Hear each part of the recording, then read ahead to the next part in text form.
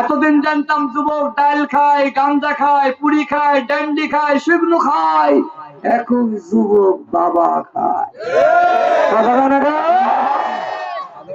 আদম নবী, এখন যদি বলেন আদম নবীর আব্বা মানি না, আপনি মুসলমান থাকবেন? থাকবেন?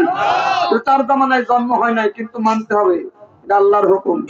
কার হুকুম? 2 নাম্বার বাপ মিল্লাতা আবিকুম ইব্রাহিম, জাতির পিতা ইব্রাহিম নবী সবার, যারা কথা করে তাওই হয়, সবার কি হয়? যেরকম 1 নাম্বার আদম নবী, 2 নাম্বার ইব্রাহিম নবী, 3 নাম্বার জন্মদাতা বাপ, যিনি জন্ম দিয়েছেন, যার ছেলে জগৎ দেখলাম, কালো হোক, গলা হোক, পাগল হোক, ভালো হোক, বাপ। কথা কয় না। 4 নাম্বার বাপ হল স্ত্রী, বইয়ের বাপ, শ্বশুর আব্বা, ড্যাড। ও যারা বিয়ে করছে কি খুশি, যাদের বিয়ে হয় না আল্লাহ তাআলা আল্লাহ বিয়ের ব্যবস্থা করতে। কি কর? কোনদিন আন্দোলন করলাম না যে আমার আব্বা আছে, তোর আব্বারে বাপ বলবো কেন, আমার তো বাবা আছে। আন্দোলন করলে বউ থাকবে না। কয়টা হয়েছে বাপ? কথা কথা কর। তামাম পৃথিবীর রুহের বাপ হলো আমাদের রাসূল। যেরকম নবীদের বিবিগণ মুমিনের মা, মা আয়েশা সিদ্দিকা, মা খাদিজাতুল কুবরা, মায়ের স্বামী কি হয়? যারা কথা কয় না খালো হয়। মার স্বামী কি হয়? বাপ হয়। শরীয়তে বলা নিষেধ আছে, কথা কয় না। 6 নাম্বার বাপ আত্মার বাপ, রুহের যিনি জন্ম দেন। সিররুল আজরার কিতাবের মধ্যে গাউস পাক বরকত আব্দুল কাদের জিলানী লিখেছেন, আত্মার বাপ হলো আপন মুর্শিদ।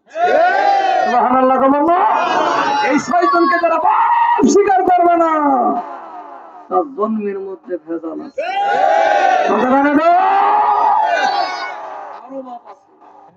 বলবো আমি, এই যে পানখোর, যারা পান খায়, একটা জর্দা আছে, লাল বাবা।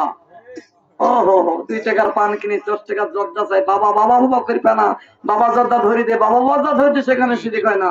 আর পীরকে বাপ বললে গা জ্বলে। খাবেস কই কি রে? এতদিন জানতাম যুবক ডাল খায়, গাঞ্জা খায়, পুরি খায়, ড্যান্ডি খায়, শুকনো খায়। এখন যুবক বাবা খায়। আরো বলবো, মেয়ের 3 জন, ছেলের 3 জন, সামনে একজন। ও হো হো, বাপ ছাড়া বিয়ে হয় না। কথা কয় না কেন? এই গেল বাপ। এরকম যদি বলি দেখো দুনিয়ায় সব বাপ, খালু একটাও নাই। কথা করছেন না কেন? তাহলে আমরা মুর্শিদকে বাবা বলি, দোষের কিছু নাই, আল্লাহর হুকুমেই বলি।